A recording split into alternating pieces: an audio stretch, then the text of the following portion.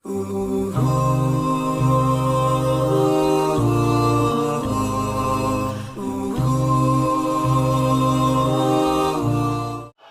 আমরা এই কোরআন থেকে শুনবো। আমি আপনাদের খেদমতে সূরা আল হিজরের 87 নম্বর আয়াত তেলাওয়াত করেছি।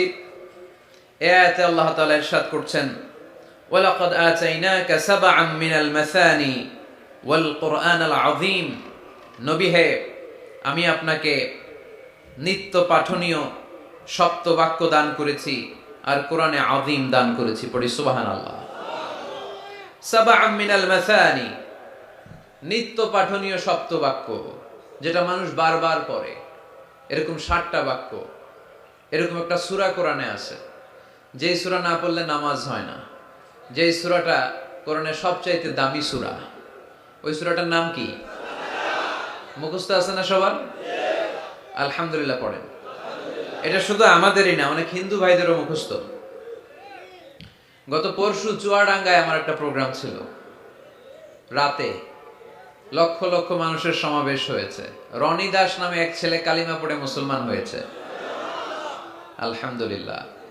তার পরের দিন একটা কনফারেন্স হলে চুয়াডাঙ্গার এসপি সাহেব সহ, মেয়র সাহেব সহ, চুয়াডাঙ্গার সাংবাদিক ফোরাম, ব্যবসায়িক ফোরাম থেকে শুরু করে, বিজনেস চেম্বার থেকে শুরু করে, চুয়াডাঙ্গা জেলার এলিট সোসাইটি যারা, তাদেরকে নিয়ে একটা কনফারেন্স হলে একটা সেমিনার হয়েছে, জি, শাহিদুজ্জামান টরিক ভাইয়ের নেতৃত্বে। তো সেখানে আমরা কথা বলছিলাম, ওখানেও ওই হিন্দু ছেলেটা উপস্থিত ছিল। তো আমি ওকে জিজ্ঞেস করলাম, তুমি কি সূরা ফাতিহা পারো? সে বলে, আমিও পারি। সুবহানাল্লাহ পড়বেন না? কারণ এই সূরাটা এমন সূরা, এই সূরাটা যে আমরা কে কখন মুখস্থ করেছি, কবে, আমার বয়স তখন কত ছিল, আমরা বলতে পারবো? মনের অজান্তে, শুনতে শুনতে, পড়তে পড়তে কখন যে মুখস্থ হয়ে গেছে আমরা নিজেরাও জানি না। কারণ এটা বারবার পড়া হয়। ওয়ালাকাদ আতাইনাকা সাবআম মিনাল মাসানি ওয়াল কুরআনাল আযীম। নবী হে, আমি আপনাকে নিত্য পাঠনীয় 7টি বাক্য দিয়েছি, আর দিয়েছি এই কোরআনে আযীম। সুবহানাল্লাহ। যারা ফরজ নামাজ আমরা পড়ি প্রতিদিন, কমসে কম 17 বার এই সূরাটা পড়তে হয়।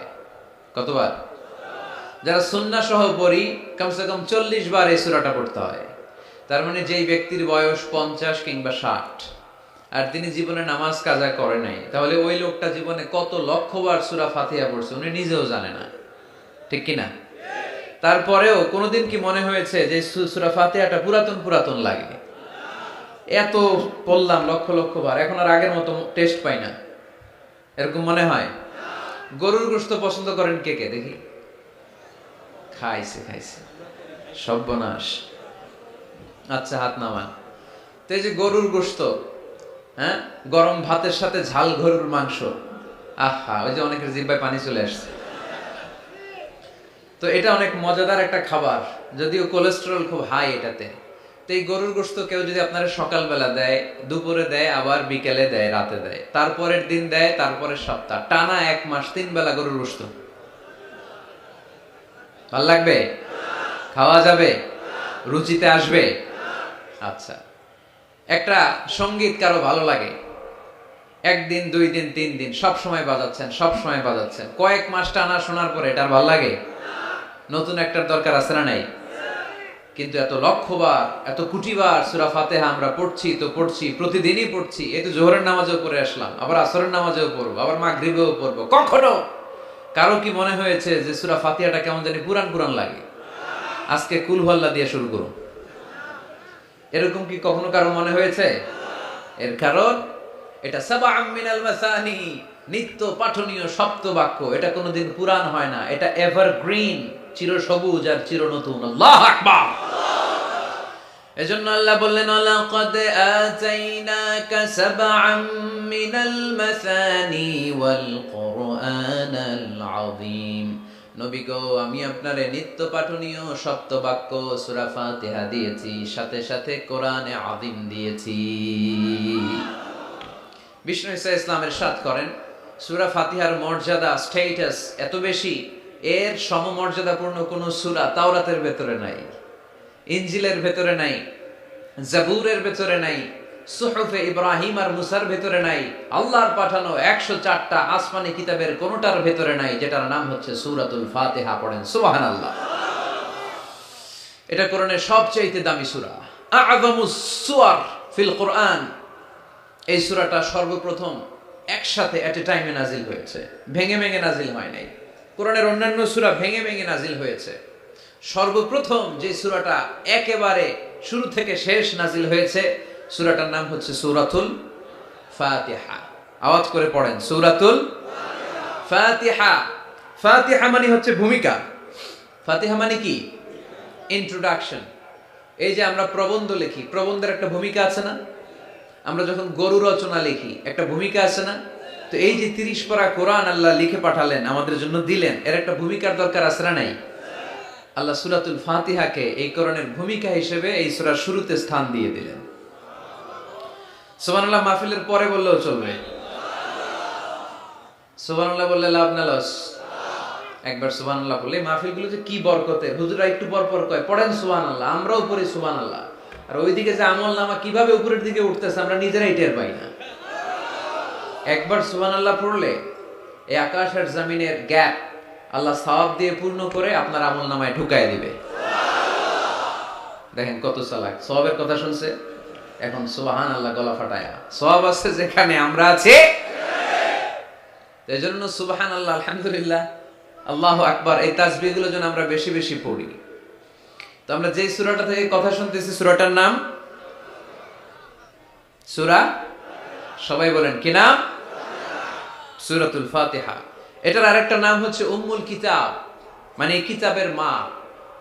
উম্মুনের আরেকটা অর্থ হচ্ছে সেন্টার, কেন্দ্র। এটা কোরআনের কেন্দ্র। পুরো কোরআনে আল্লাহ বিস্তারিত যা বলেছে, সূরা ফাতিহায় আল্লাহ সংক্ষেপে সেটা তুলে ধরেছে। তার মানে পুরো কোরআনকে সংক্ষিপ্ত করলে ওটা সূরা ফাতিহা হয়ে যায়, ব্যাখ্যা করলে পুরো কোরআন হয়ে যায়। এই সূরার আরেকটা নাম হচ্ছে সূরাতুল ওয়াফিয়া। কি নাম? মানে অখণ্ড সূরা। কি সূরা? এই সূরাকে খণ্ড করে পড়া যায় না। পড়া যায়? অন্যান্য সূরাকে পড়া যায়। যেমন সূরা আর রহমানের অর্ধেক আমি এক রাকাতে পড়লাম, দ্বিতীয় রাকাতে বাকি অর্ধেক আমি পড়লাম, কোনো সমস্যা আছে? অথবা সূরা নাবার অর্ধেক আমি এক রাকাতে পড়লাম, দ্বিতীয় রাকাতে বাকি অর্ধেক, সমস্যা আছে? কিন্তু আমি যদি প্রথম রাকাতে সূরা ফাতিহার অর্ধেক মালিকি ইয়াউমিদ্দিন পর্যন্ত পড়ে আল্লাহু আকবার, দ্বিতীয় রাকাতে ইয়াকা না'বুদ দিয়ে শুরু করলাম, বাকি অর্ধেক, নামাজ হইছে? এর কারণ এই সূরাটা পড়লে পুরোটাই পড়তে হয়, এটারে হাফ হাফ করে পড়ার কোনো সুযোগ নাই। এজন্য এটা অখণ্ড সূরা, এটাকে খণ্ড করে পড়া যায় না। আবার এই সূরার আরেকটা চমৎকার নাম হচ্ছে সূরাতুদ দুআ। সূরাতুদ দুআ। এই সূরার ভিতরে যে একটা অসাধারণ দোয়া আছে আমরা অনেকে জানি না। দোয়াটা হচ্ছে ইহদিনাস সিরাতাল মুস্তাকিম। এর চেয়ে শ্রেষ্ঠ দোয়া হতে পারে না। O Allah, show us the right path, show us the correct path, show us the straight path. আল্লাহ তুমি সোজা পথ দেখাও, স্ট্রেইট ফরওয়ার্ড পথ দেখাও। আমরা অনেক সময় পথ ভুলে যাই, ডানে বাঁয়ে মোড় নেই, আমাদের পথ দেখায় কে?